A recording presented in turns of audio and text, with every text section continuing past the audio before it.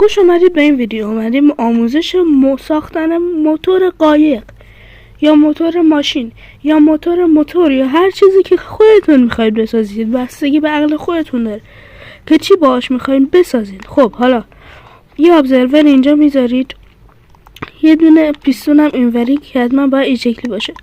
حالا یه دونه اینا، بعدش 4 تا بلاک اینطوری میاید اینوری، 1 2 3 4.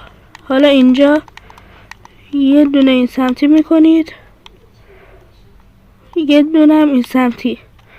حالا اینو در میارید، میایید و اینجا 2 تا 3 تا اسلب میذارید، بازم یه ابزرور.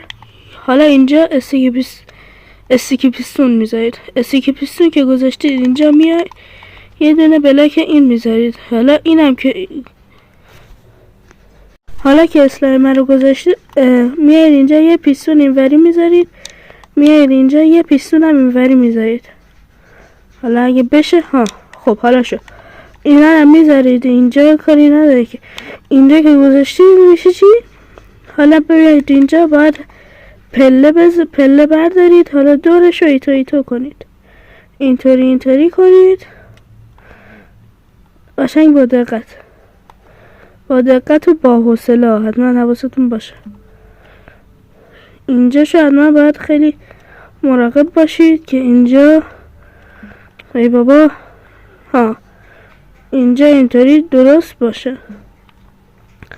حالا این ورم همینطور دیگه. حالا براتون بذارم شما مشاهده کنید.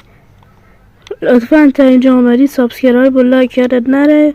من یه میکروفون بخرم اینطوری راحت شم. لطفا لایک کن، تو رو خدا لایک کن. اینم از این. حالا این که درست شد کاری نداره، واسه روشن کردنش هم یه اینطوری میذارید اینجا. نگاه کنید، این از این نگاه، این میره همینطور تا ابد میره. وقتی خواستین خاموشش هم کنید کافیه بیاید اینجا همین این موتورش در بیارید. بعد دیگه خواستید باز چیز کنین کاری نداره که میاید اینجا میاید اینجا دیگه خودتون بذارید.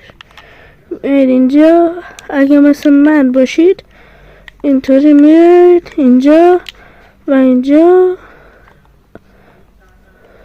راه خیلی بهتری هم هست ولی خب اینجا اینطوری نکنید، بازم داره میره.